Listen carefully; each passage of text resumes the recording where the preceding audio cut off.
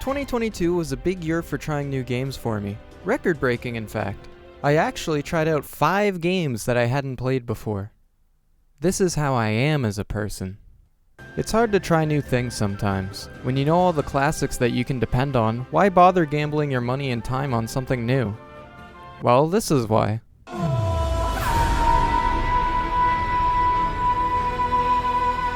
There are so many games out here fighting for your attention that it can be hard to tell what's quality and what's save Jesus. Someone is trying to murder Jesus. There are some games that, just from a glance you can tell, had tons of passion and care put into them. And then there are those that give away all the entertainment they had to offer with their title.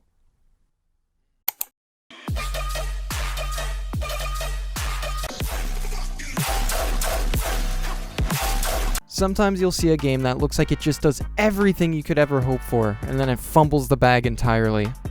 On the flip side, there are those times where you go all in on something you've already kind of written off, and it actually turns out to be a jam. And we should try to look at things in a vacuum, but if you're like me, you'll see certain purchases as safe bets. But what separates these from, say, these? For me, the confidence in these pickups comes from knowing what I'm into, what I've heard about them, and the developer's previous works. For something like these, it's really a gamble on whether or not they can bring home the style and feel they're promising. Sometimes they hit it out of the park, and sometimes they end up like this. I have been shafted so many times by these dumbass games. It is discouraging. I ask again, what is the point of looking for something new when there's so much clutter and room to go wrong? Well, because when you finally find that diamond in the rough, it makes it all worth it, man. It's like the ultimate prize. Congratulations! You won the gigantic I Spy treasure hunt. You win experiencing your very first playthrough of Terraria. What I started to do years ago was save games that I knew I'd enjoy for later. This seems like a good idea because then you have a stash you can rely on when you're out of stuff to play. The problem arises when you become too committed to this idea and never actually play what you've accumulated. Dude, I have a whole horde of premium tier games just sitting there, rotting away in my library. This alone would be a crime, but then what happens is you start thinking, man, where are all the good games anymore? All I'm playing is dumbass League of Legends. I hate this shit, man. I miss the good old days. Dude, go look at your Steam library right now. I bet my entire career you have some great stuff in there that's never even been opened. I know I do. That's why this year, I'm going fucko mode.